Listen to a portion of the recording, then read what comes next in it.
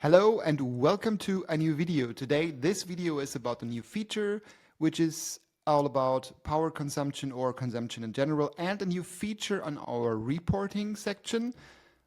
Let's start. First of all, to give you some background information on what you see right now here, this is a new KPI style dashboard for power consumption or consumption in general. If you are interested in having something like this on your workspaces, reach out to us.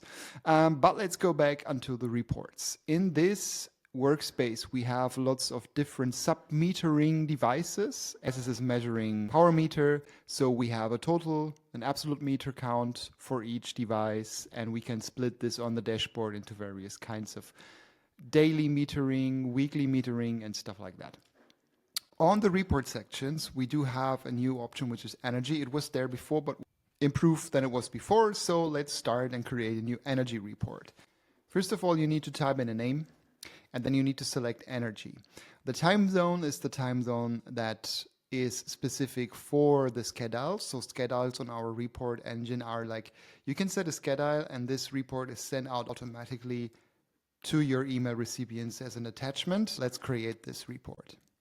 We select that this report is not active right now because I don't want to schedule it automatically. If you want to schedule it, just simply activate this and enter a couple of email recipients. I don't want this right now, so let's save it. Let's scroll down to the next section, and in here you can see the energy report configuration. First of all, we need a headline.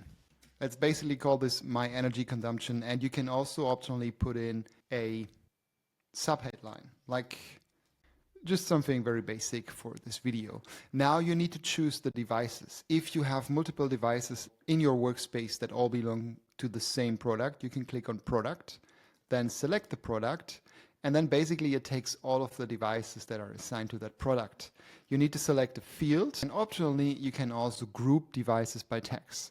This now includes 19 devices that are inside of this workspace, and now we need to define a time frame. What we've done here is something that makes the configuration of this whole report a lot easier. There's like predefined time frame templates, but you can also define a custom range. And let's create a report for year 2024. And we do this by going to start of month, from, and we do this by, first of all, defining the from timestamp, which is the start of last year. You can see 1st January 2024 until, which is start of the current year, which is 1st January 2025. Okay, now the bucket width. The bucket width is basically the separation. If you want a weekly overview, this will generate 52 weeks or sheets. This is generating 65 sheets actually, and we want monthly, so the report creates an Excel file that has 12 sheets for each month, of course. Now let's click on save. I'm going to show you how this looks at the end. We have in here, you can see the runs of this report. You can run this manually. If you set up individual recipients for this report, if you click on run now, this won't trigger any sending of reports. Sending of reports only works with scheduler. So let's click on run now. The report has been scheduled in the backend, and then let's click on reload. And you can see here, this is the energy report 2025-02-07, which is the current date.